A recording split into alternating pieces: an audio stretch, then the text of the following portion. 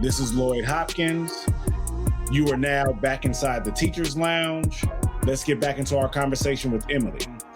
If you could implement one major change for the Arizona public school system, what would it be?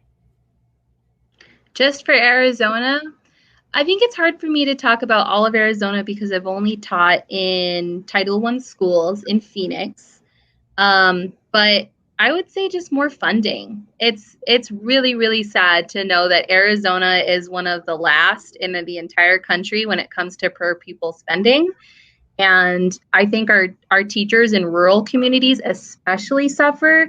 Like I count my lucky stars every day that I'm not teaching in Yuma, where the average starting salary is like $38,000 or $39,000. I mean, I'm not married. I don't have kids. I barely have like rent and car payments. That's the most of my bills. And I barely make it by. I can't imagine having 2 or 3 kids and a mortgage and having to pay for their health insurance and not have like 3 jobs. So I would really focus on funding. And I think, a lot of people will say, well, you can't just throw money at a problem. And that's absolutely true. But you're not just throwing money at a problem. You're funneling money towards dedicated professionals who have made it their lives' work to change communities and change kids. To think that you're just throwing money at the problem would be completely misguided, because really you're giving it to people whose life's work is to make a difference. So I really wish the funding was more equitable. That's a bar. That's a bar. I want to make sure that lingers and marinates with people. And with your famous last words on this podcast. I'm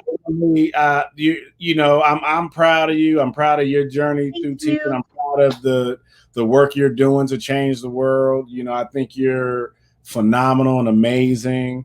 So I always try to wrap this up with an ask. With an ask for the community, with an ask for people watching this, listening to this.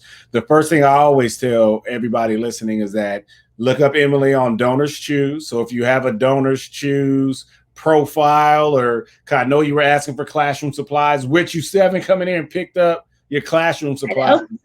I have a box of supplies for Emily, so you need to come with those.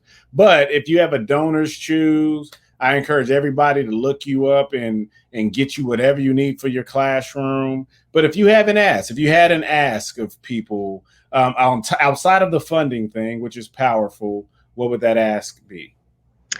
For myself, or for like how they relate to students and teachers? Whatever speaks to you. I would ask people, I would say for yourself, but whatever speaks to you.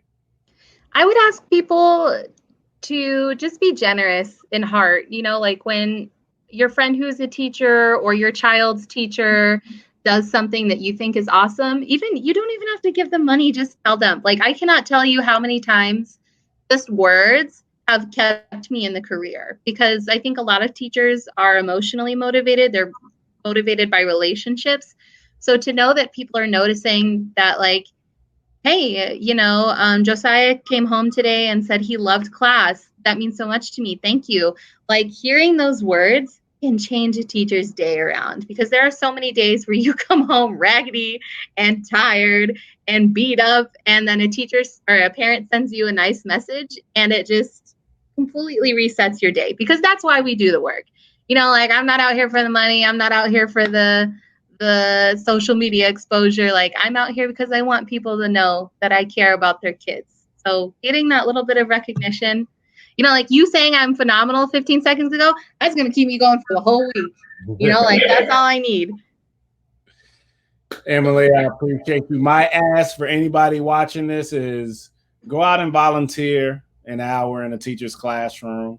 Even if that hour makes a difference, help reduce some of that workload. And then also it is time for us to start having those hard conversations around how do we innovate our education? How do we innovate classrooms? How do we innovate schools? How do we welcome the community in at a higher level, especially into our low-income communities? How do we better engage?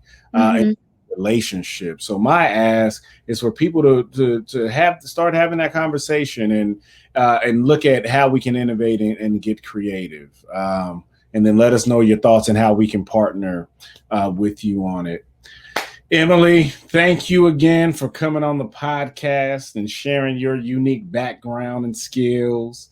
You said so many brilliant, just brilliant things that are going to resonate and stick with me, especially about the representation across subject matter. So important. People watching this, don't forget to follow for more content and follow $1 Million Teacher Project to help make a difference in the lives of educators. Join us again next week when we continue to talk about teacher retention and recruitment in the state of Arizona with another brilliant, amazing teacher like Miss Graham. Make sure you subscribe to the podcast on whatever format or platform you listen to podcasts.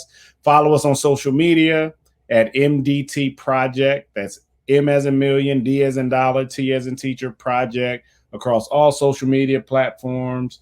Thank you so much for listening. Emily, thank you once again. I hope you have a fantastic school year. Thanks, Lloyd. Inspiring.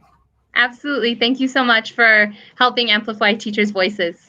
Thank you. Talk to you soon. Talk to you soon. Supplies. Okay. Bye. Bye.